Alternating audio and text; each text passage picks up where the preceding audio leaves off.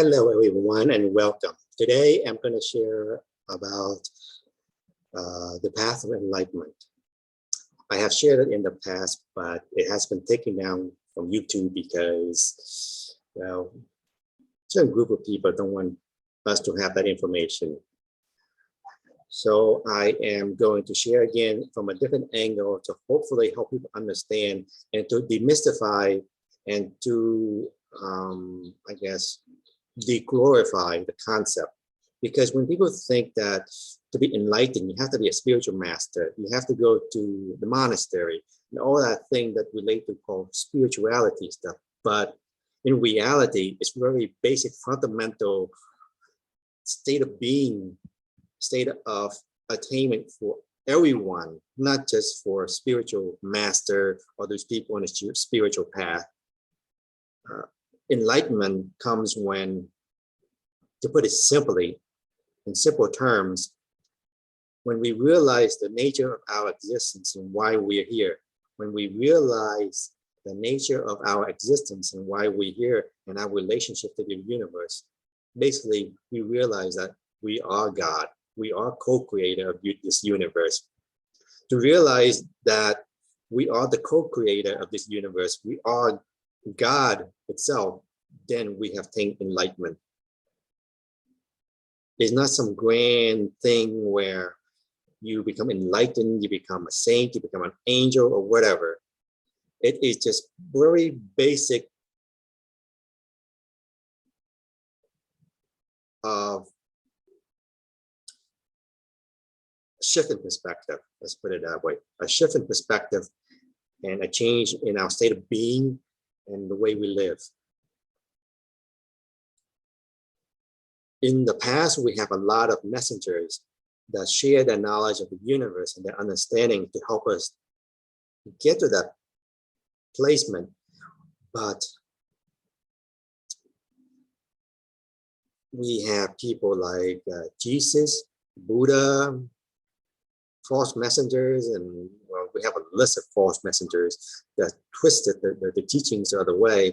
Plus, because this knowledge is so powerful, that a certain group of people don't want us to have this information. So they hid a lot of the knowledge, they hid a lot of the knowledge and twisted the teachings to become more of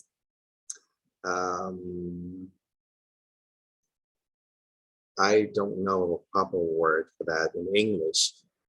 Let's say we have to go to a lot of middlemen to get there, where in fact the original teachings, we don't need any middleman to connect us to source. We have a direct connection.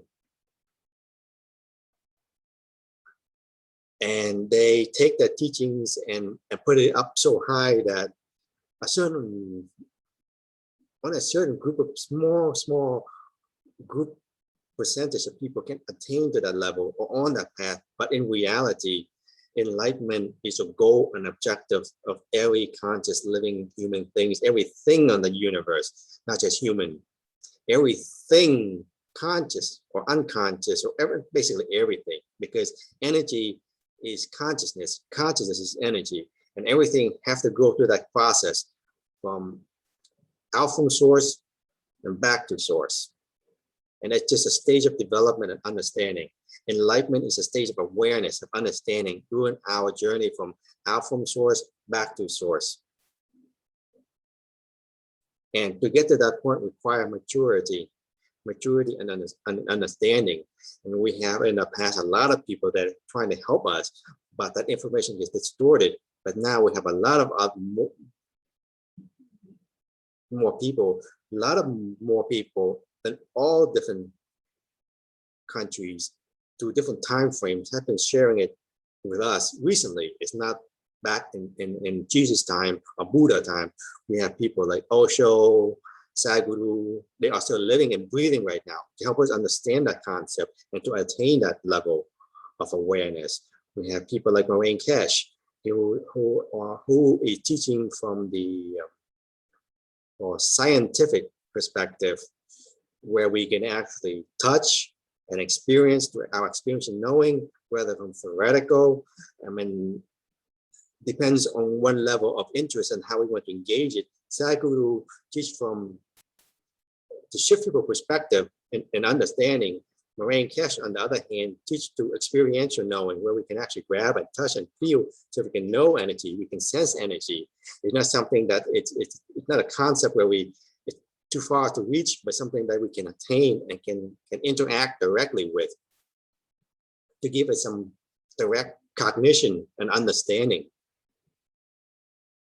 So the main point of my video is to demystify, to deglorify enlightenment at some stage that is very rare, and that doesn't involve us everyday human being. But I just want to make people aware that enlightenment is just a very simple things of what they call now what a spiritual awakening. When you awaken to know who you are, why you're here, and what your relationship to the universe is. Enlightenment is only to know that you are the co-creator, you are God himself, that have forgotten that knowledge once you come into physical existence. And enlightenment is just an awakening to that awareness, to that understanding. Enlightenment is a shift in perspective and a way of life, to know that I can live consciously as a creator. So during the process of spiritual awakening is a process of attaining self-mastery. Because when we are not awakened yet, we assume that we are a victim of life, of circumstance, of everything. But when we become awakened, we realize all the circumstances that in our life were created by us, by our soul, to learn, to mature to the point where we understand that I create all those. I'm responsible for everything. I'm responsible and accountable for everything. Those are created by me, not because my karmic action or past life or whatever. So this whole life of us, where it takes time to mature, to understand, they would shift our perspective. And to shift our perspective and to get to that level of understanding require time to mature, times to digest everything. And we can begin that process